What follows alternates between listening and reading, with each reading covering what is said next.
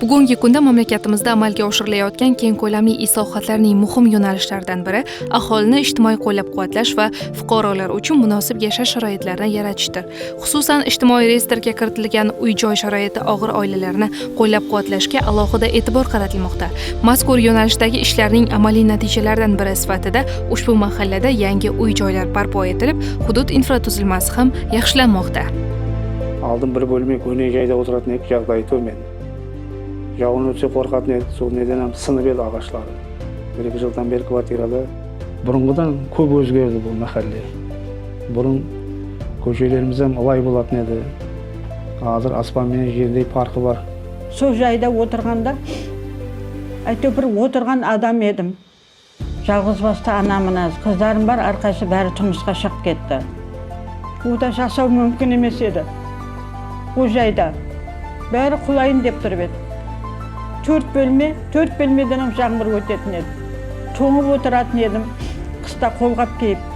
Бұдан бір 4-3 ай бұрын үйімнің состояниясы дым төмен еді, жағдайы жаман. Шайдың ішінде термит бар еді.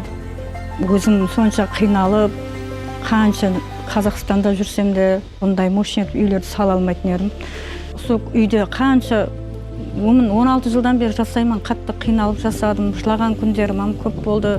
Бұрын үйімізге ешкімді кіргізе алмайтын едім, себебі ұялатын едім. Қоңсы қобалармен қатынаса алмайтын едім, себебі бір бөлме, 2 бөлме жағыда қонақ күте алмаймын.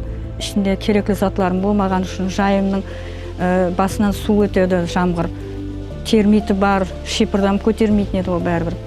Осы махалледе 12 жылдан бері жасаймын. Бұрын көшелерімізде асфальт жоқ еді. Балаларымыз оқуға баруға аяқлары батпақланып, әйтеуір батып шомып келетін еді. Таксилер келуге бұрын қиыланатын еді.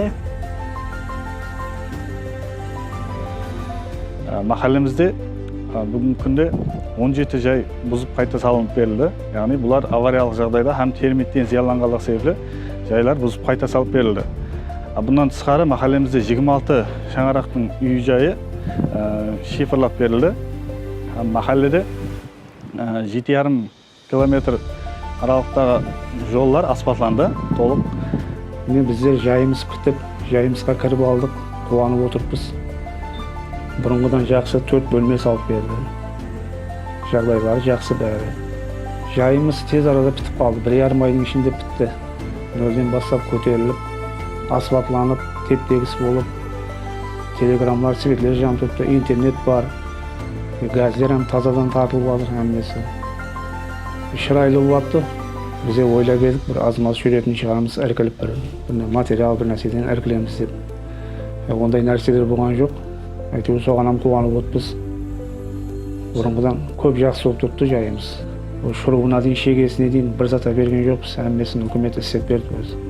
Не деген міне, көшелеріміз тазаланып қалды, асфальт болды.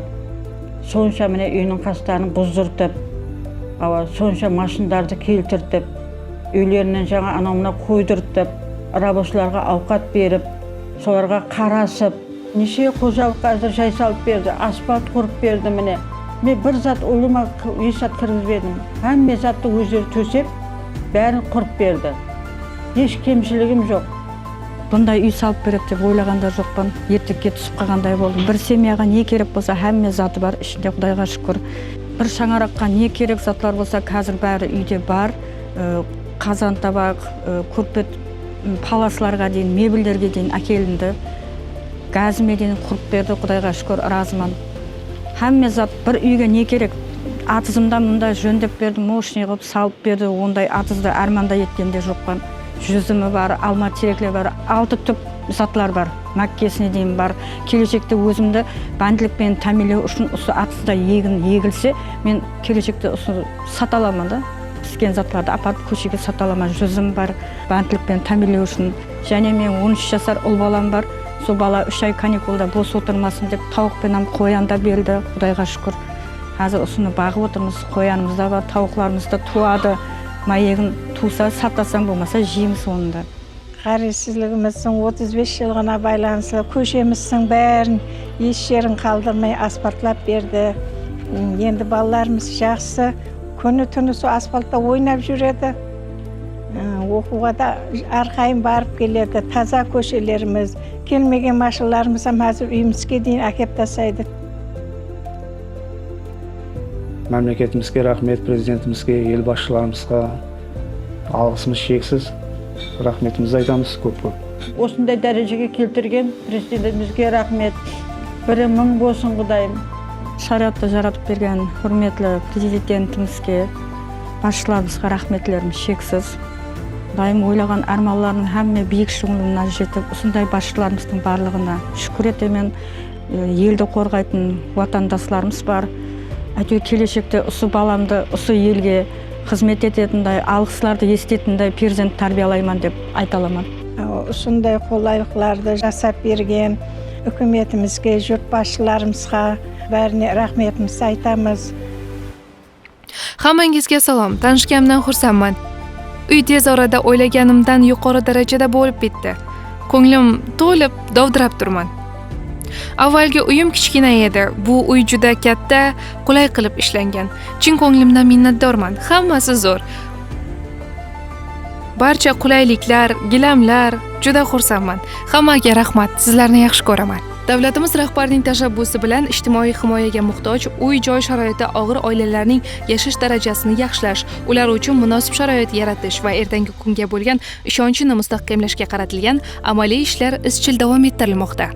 Mazkur mahallada barpo etilgan yangi uy-joylar va amalga oshirilgan obodonlashtirish ishlari ham ana shu e'tibor va g'amxo'rlikning amaliy ifodasidir. Bugun bu xonadonlarda yangi hayot boshlayotgan oilalar uchun yaratilgan sharoitlar esa islohotlarning inson hayotidagi real natijasini namoyon etmoqda.